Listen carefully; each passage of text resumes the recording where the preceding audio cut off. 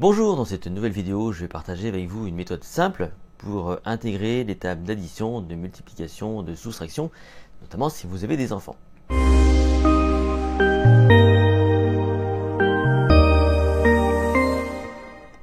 Alors je vous parle, il y a une étude qui vient de sortir et qui révèle que les Français sont extrêmement mauvais en mathématiques. Et donc ça pose vraiment problème. Alors justement, c'est quoi le problème ?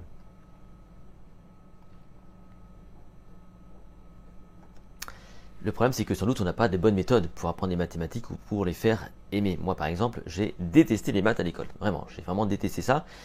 Alors, paradoxalement, je n'étais pas si mauvais que ça en algèbre, mais en réflexion, etc., en abstraction, j'étais vraiment pas bon. Ce qui fait que on a tous en tête, vous savez, cette image là où il fallait apprendre les tables d'addition, les tables de multiplication par la répétition, et du coup, ça pouvait créer des conflits avec les parents. Et on se rend compte qu'il y a des enfants qui se retrouvent en difficulté par rapport à ça. Tout le monde n'est pas égal. On veut imposer des méthodologies, si vous voulez, sauf que il faut aussi savoir s'adapter à la réalité de l'enfant et à la façon de chacun, comment chacun fonctionne. On a chez nous en France, si vous voulez, une pédagogie qui est assez particulière, qui consiste souvent à aller de l'abstrait vers le concret. Ce qui veut dire qu'on essaye d'abord de faire comprendre les choses aux gens, ce qui est très intéressant. D'un point de vue sémantique, c'est très important, il faut comprendre les choses pour aller vers le concret. Sauf que, qu'est-ce qui motive les gens? C'est quand même plutôt le concret. C'est cette dimension plutôt épisodique de l'apprentissage et de la mémoire. Souvent, quand on ne sait pas à quoi ça sert, quand on ne comprend pas ou qu'on ne se projette pas, si vous voulez, dans quelque chose de concret, eh bien, on a du mal à se motiver. Et c'est souvent ce qui se passe avec les enfants. Et donc, il faut trouver des méthodologies pour que ça fonctionne mieux. Et je vous donne ici une petite méthode.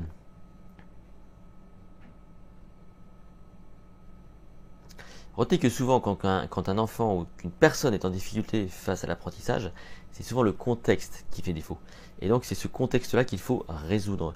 La méthodologie qui est demandée, eh bien, n'est pas attractive et est plutôt démotivante ou pas adaptée à la personne.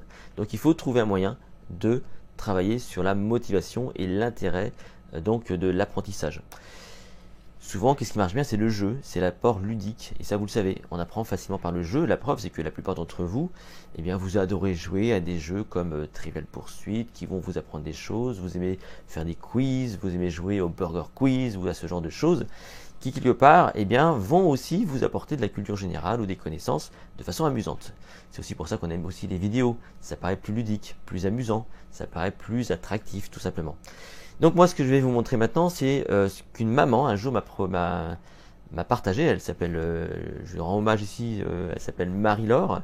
Et peut-être qu'un jour elle verra cette vidéo et donc elle sera contente de se rappeler que je me rappelle, tout simplement. Et un jour, elle me parle donc d'une façon de faire avec ses filles qui consistait simplement à prendre un jeu de cartes comme ça. Le principe est très simple. Vous allez tout simplement isoler les cartes à points et vous allez, qui vont donc justement de 1 à 10, ce qui tombe bien. Et vous allez enlever donc les figures. Et à ce moment-là, vous allez proposer un jeu à votre enfant ou à la personne qui veut intégrer les tables. Une bataille, tout simplement. Et donc, le principe étant extrêmement simple, à nouveau, c'est qu'on va avoir chacun, on va dire, un paquet. Et on va, si on commence par l'addition, retourner nos deux cartes. Et on va donc donner ici, donc rapidement, le résultat des deux cartes. Ici, donc, il faut être le premier à dire 5 si on fait une addition. Alors évidemment, si vous jouez avec un enfant, il faut lui laisser le temps qu'il puisse comme ça calculer. L'idée, c'est de favoriser l'automatisation du calcul par le jeu. Une fois que c'est fait, on peut passer à la multiplication, on peut passer ensuite à la soustraction. Et quand l'enfant est suffisamment avancé, on peut très bien aussi se jouer avant de retourner les cartes, quelqu'un annonce multiplication ou addition ou soustraction, ce qui veut dire que si là je dis multiplication, eh bien il faut être le premier à dire 18. Celui qui donne la bonne réponse le plus vite, forcément, remporte le pli jusqu'au bout. Et si vous faites ça, on va dire, une séquence de jeu par jour, ça va prendre 5 minutes, grand maximum. Vous verrez que de façon progressive, naturelle, sans prise de tête, eh bien, la personne, l'enfant, va naturellement intégrer donc tout simplement bien ces tables d'addition, de multiplication et ou de soustraction. Voilà, petite méthode extrêmement simple pour que ça fonctionne. Ça permet justement donc de travailler sur la répétition de façon ludique et je veux dire sans prise de tête. En pratique, à quoi ça sert tout ça?